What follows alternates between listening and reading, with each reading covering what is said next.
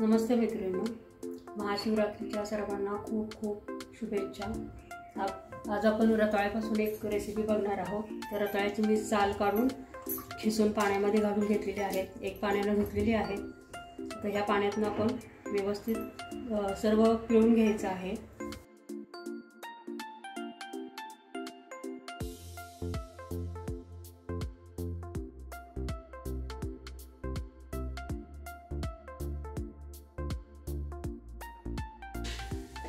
जेवढं लागतं तेवढं मी पिळून घेतलेलं आहे।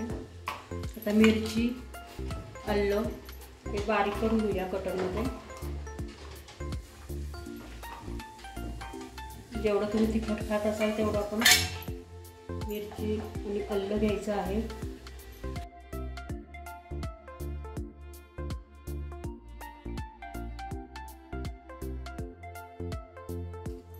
छान बारीक झालेलं आहे, काढून घेऊया।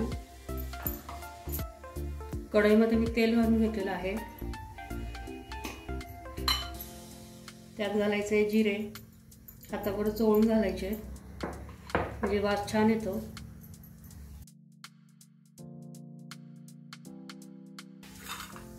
काजू घालून घेऊया। आता मिरची जी बारीक केलेली ती घालूया।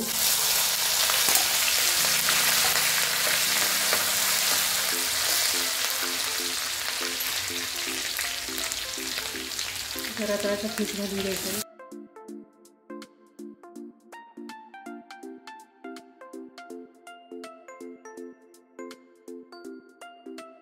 यामध्ये मीठ घालून घेऊया लगेच।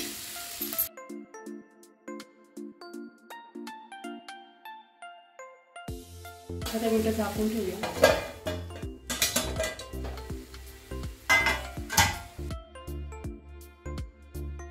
तर यामध्ये शेंगदाण्याचं कूट घालून घ्यायचं।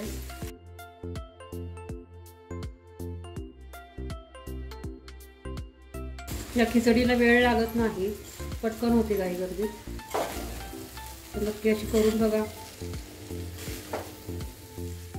ज्यांना साबुदाणा नाही आवडत तरी अशी रताळ्याची खिचडी करून खाल्ली तरी चालते।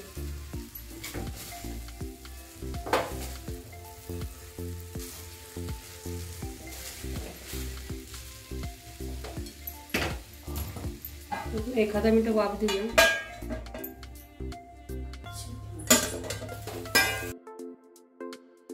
कोथिंबीर जर खात असाल तर वरून कोथिंबीर यात घातली तरी चालते। आता आपली खिचडी झालेली आहे। रताळ्याची खिचडी, उपमा काही तुम्ही बना। गॅस बंद करते। आता कौट आपण फोडणार आहोत। तर मी आधी एक फोडून घेतलेला आहे, त्याचा गर काढून घेतलेला आहे कवठाचा। आज महाशिवरात्रीला कौट खाल्लं जातं। तर यामध्ये आपण गूळ घालून घेणार आहे, जितकं तुम्हाला गोड खायचंय तेवढं गूळ घालून घ्यायचं आहे आणि मिक्स करून घ्यायचं आहे।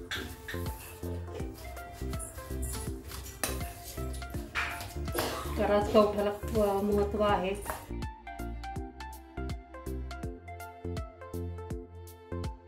आता इथे कवठाचं मिश्रण आपलं तयार झालेलं आहे। हे बाजूला ठेवते। आता या कटरच्याच भांड्यामध्ये मी दही घेतलेलं आहे, त्यामध्ये आपल्याला ताक करून घ्यायचं। यामध्ये होतं ताक, दही फेटलं जातं चांगलं। आता हे आपण करून घेऊया। तर आपल्याला जेवढं लागेल तेवढं आपण हे भांड्यात काढून घ्यायचं आणि जेवढं लागेल तेवढं आपण पाणी घालून याचा मठ्ठा म्हणा किंवा तुम्ही लस्सी म्हणा असं करू शकता। तर यामध्ये आपण काकडी फिरवून घेऊया कटरमध्ये। खाली थोडासा पुदिना घातलेला आहे, मगाची मिरची आहे ती पण यामध्ये घालते म्हणजे मिक्स होईल चांगली। कोशिंबीर आपण करायची आहे।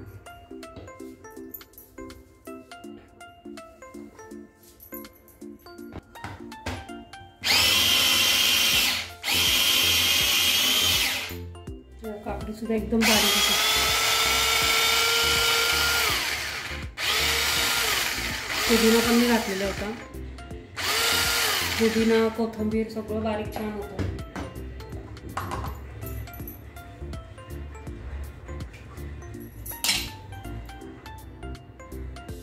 पातळ काढून घ्यायचं आणि मगच भांड्याचं काय आपण बारीक केलं ते काढायचं. किती छान बारीक झालेलं आहे.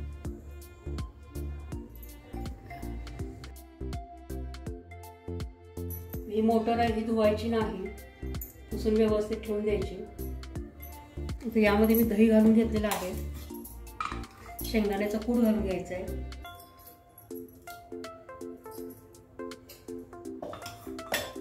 साखर घालून घ्यायची चवीनुसार आणि मीठ घालून घ्यायचं.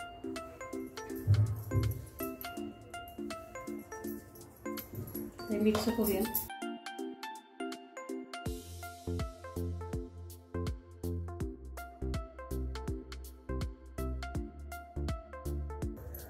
इथं कौट ठेवलेला आहे, गुळ घालून आपण केलेलं.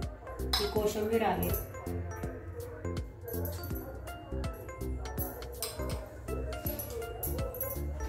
हे ताक आहे. अशा प्रकारे आपलं नैवेद्याचं ताट तयार झालेलं आहे.